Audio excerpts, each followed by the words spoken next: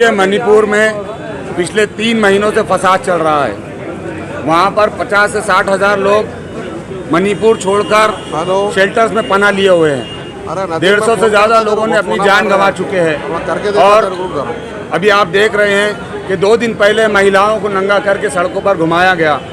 ये एक लोकतांत्रिक देशवासी होने के नाते हमारे लिए शर्म की बात है, लेकिन उससे ज़्यादा शर्म की बात नरेंद्र मोदी जी आपके लिए है और बीरेंद्र सिंह मुख्यमंत्री आपके लिए है, इसलिए कि इस देश की और राज्य की सत्ता आपके हाथ में है। लेकिन अफसोस कि 2-2.5 महीने के बाद जब तुमने रोने का नाटक किए तो वो भी मगरमच्छ के आंसू बहाने की कोशिश किए और उस मगरमच्छ के आंसुओं के पीछे भी राजनीति खेले।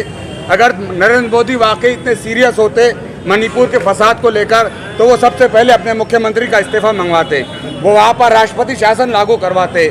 हम चाहते हैं कि तुमने नारी शक्ति का नारा दिया, तुमने बेटी पढ़ाओ बेटी बचाओ का नारा दिया, तो क्या सिर्फ इसलिए दिया कि तुम सत्ता में बैठे रहो और हमारी माएँ बहनें नंगी सड़कों पर फिरती रही? ये एक लोकतांत्रिक देश के लिए बहुत शर्मनाक बात है। मजलिस इत्तेहादुल मुस्लिमीन के हम तमाम जिम्मेदारान इसकी सख्त अल्फाज में निंदा करते हैं, मजम्मत करते हैं और हम ये सरकार से मुतालबा करते हैं कि राष्ट्रपति शासन लागू किया जाए, वहाँ पर अमन कमेटियाँ कायम की जाए, वहाँ पर आर्मी को उतारा जाए।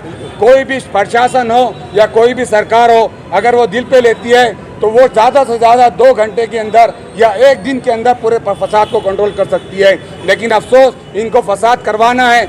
अफसोस एक और बात यह है, जब इंटरनेशनल लेवल पर यह बात पहुंची कि पूरे मणिपुर में 300 चर्चेस को जलाया जा चुका है, क्रिश्चियंस को और ईसाइयों को चुन चुन कर मारा जा रहा है, तो जब पूरे देश की किरकिरी हुई अंतर्राष्ट्रीय लेवल पर, इंटरनेशनल सतह पर, तब कहीं जाकर नरेंद्र मोदी ने कुछ बोलने की जरूरत की है। लेकिन उन्होंने सिर्फ अल्फाज के जरिए राजनीति के लिए, अगर वो वाकई भारत के देशभक्त है, भारत का विकास चाहते हैं, भारत के भारतीयों को सुरक्षा देना चाहते हैं, तो उनकी सबसे पहली जिम्मेदारी है कि वो वहाँ पर राष्ट्रपति शासन लागू करे, मुख्यमंत्री को अपने पद से हटाए और वहाँ पर आर्मी उतारे और पूरे लोगों को सुरक्षा प्रोवाइड करे। सर, इससे पहले घटना घटी थी भारत के अंदर बिल्किस बानो कांड के अंदर, और जो जिस तरह मुजरिमीन का इस्तेकबाल हुआ था, क्या आपको लगता है कि उस हादसे के बाद इस तरह के वाकयात हो रहे हैं? सवाल ही पैदा नहीं होता।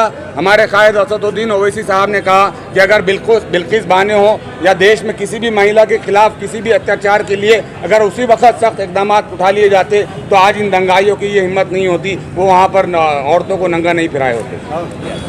देखिए, पिछले 3 महीने से लगातार जो है तो पूरा मणिपुर जल रहा है। मणिपुर के अंदर जब से हाईकोर्ट का जो आदेश आया था कि मतई समाज को भी जो है तो आरक्षण दिया जाए, एसटी ट्राइबल को जो है तो दर्जा दिया जाए, उसके बाद से लगातार जो है तो मणिपुर जल रहा है। 3 महीने से मणिपुर जल रहा है और 2 दिन पहले जब एक वीडियो वायरल होता है पूरे मुल्क में, पूरी दुनिया में, तब जाके हमारे प्रधानमंत्री को होश आता है कि मणिपुर के अंदर जो है तो ऐसी घटनाएं हो रही है।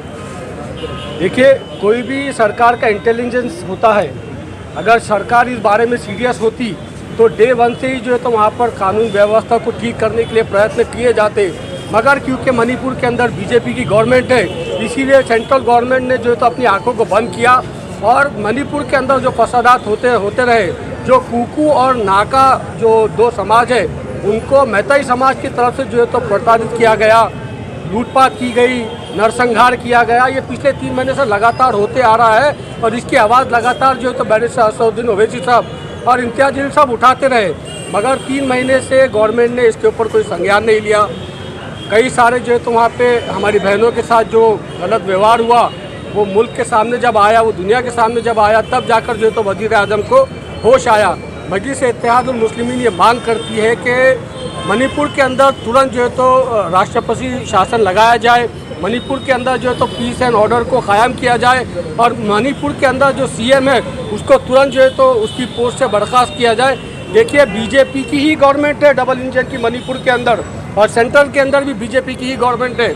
ये जो नरसंहार मणिपुर के अंदर हो रहा है, ये कहीं ना कहीं सेंट्रल गवर्नमेंट की अध्यक्षता में और कहीं ना कहीं उनकी जो है तो बीजेपी की जो है तो मनमानी से और उनकी जो है तो छत्र छाया में ये सारा हो रहा है। हम इसकी मांग करते हैं कि तुरंत ये सबको रोका जाए, मणिपुर के अंदर मिलिट्री को उतारा जाए और राष्ट्रपति शासन लगाया जाए। सर, आपको लगता है कि जैसे गुजरात में कांड हुआ था तो मणिपुर को गुजरात की तरह इस्तेमाल किया गया है? देखिए, किसी भी स्टेट के अंदर एक दिन 2 दिन अगर रिजॉर्ट होते हैं तो हम समझ सकते हैं, मगर 3 महीने से लगातार वहाँ पर जो हालात है, इसका मतलब यही है, इसका इशारा यही है कि ये सेंट्रल गवर्नमेंट की, बीजेपी गवर्नमेंट की अध्यक्षता में और उनकी जो तो संरक्षण में ही ये जो है तो दंगे वहाँ पर चल। आज शिवसेना के लोग उनके साथ वो महिला सम्मान बोल गए।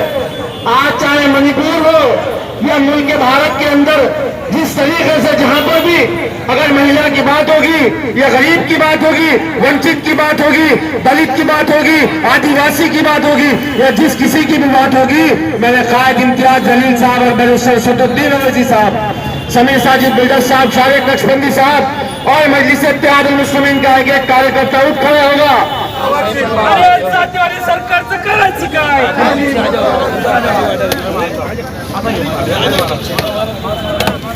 अरे मणिपूर मुख्यमंत्र्यांचं करायचं काय? अरे मणिपूर मुख्यमंत्र्यांचं करायचं काय? अरे बीजेपी सरकार, अरे बीजेपी सरकार, अरे बीजेपी सरकार, बीजेपी सरकार, हल्लू हल्लू, अरे मणिपूर मुख्यमंत्र्यांचं करायचं काय?